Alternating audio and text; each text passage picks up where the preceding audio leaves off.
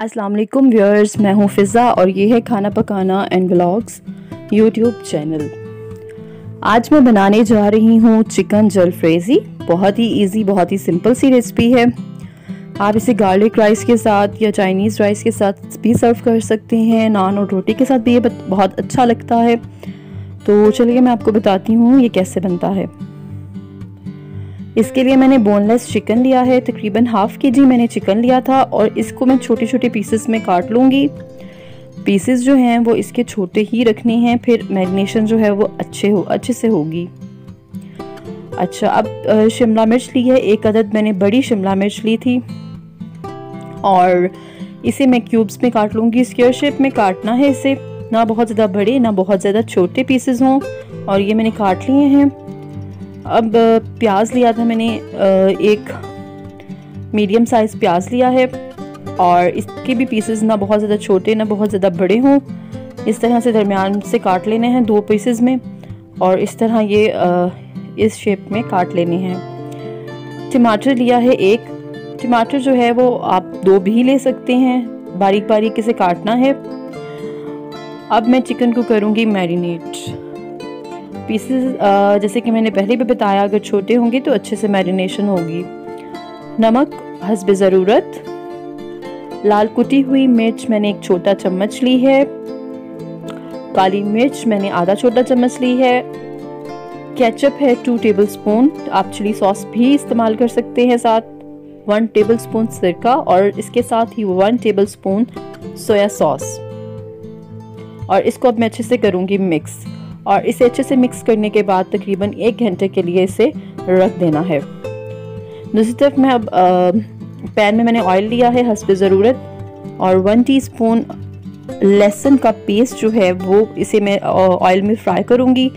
जैसे ही लहसुन की अच्छी सी खुशबू आने लग जाएगी और लहसुन का कलर जो है वो चेंज हो जाएगा, तो उस पर जो मैंने टमाटर काट के रखे थे वो इसमें डाल दूँगी।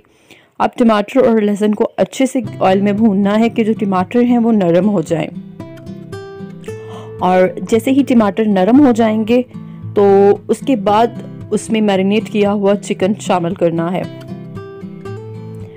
और फिर इसे दोबारा से भूनना है। 3 से 4 मिनट के लिए इसे भूनना है कि इसका कलर चेंज हो जाए टमाटर और लहसुन के साथ। अच्छा व्यूअर्स, अगर आपको मेरी ये वीडियो अच्छी लगे तो प्लीज़ नीचे लगे सब्सक्राइब ज़रूर कीजिएगा और बेल आइकॉन को ज़रूर प्रेस कीजिएगा ताकि मेरी हर आने वाली नई वीडियो आपको जल्दी से मिल सके। और ये देखिए 3 से 4 मिनट इसे भूनने के बाद जैसे इसका कलर चेंज हुआ, अब मैं इसे ढक के रख दूँगी 10 मिनट के लिए। दूसरी तरफ मैंने अब जो शिमला मिर्च और प्याज काट के रखा हुआ था उसे 1 टेबलस्पून ऑयल में फ्राई करूँगी। ऑयल बहुत कम रखना है कि बस हमने इन सब्जियों को थोड़ा सा नरम करना है। जैसे ही ये थोड़ी सी नरम हो जाएंगी, प्याज जो है वो ट्रांसपेरेंट हो जाएगा, तो इतना ही हमने इसे कुक करना है 4 से 5 मिनट के लिए। और सब्जियों के बाद एक अदद मैंने अंडा लिया था, उसमें सिर्फ टेस्ट के लिए मैंने नमक और मिर्च ऐड की थी, लाल कुटी हुई मिर्च। तो इसको ऑमलेट बना लेना है, लेकिन क्या करना है, जैसे ही एक साइड से ये पक जाएगा तो पलटते हुए आपने इसे छोटे छोटे पीसेस में तोड़ देना है। पीसेस जो हैं वो ना बहुत ज़्यादा बड़े हों ना बहुत ज़्यादा छोटे हों। तो ये देखिए इतने पीसेस काफ़ी हैं। अच्छा, बात है अपने चिकन की तरफ। चिकन जो था वो देखिए 10 से 15 मिनट के लिए मैंने ढक के रखा था। चिकन के पीसेस छोटे थे इसलिए वो जल्दी गल गया, और इसे अब भूनना है। जैसे ही इसका घी निकल आए, ये देखिए चिकन से जो इसका घी निकल आएगा तो फिर बिल्कुल एंड पे जो मैंने फ्राई करके रखी हुई थी चीज़ें वो डाल दूंगी इसमें।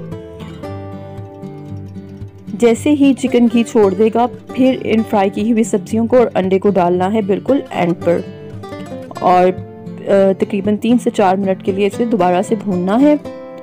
और जब बिल्कुल एंड पे तैयार होगा, चूल्हा बंद करने से पहले हरी मिर्चें इसमें थोड़ी सी डाल देनी है, और इसके साथ मैं इस पर थोड़ा सा गरम मसाला स्प्रिंकल कर दूंगी, और हमारी जो चिकन जलफ्रेज़ी है वो तैयार हो चुकी है।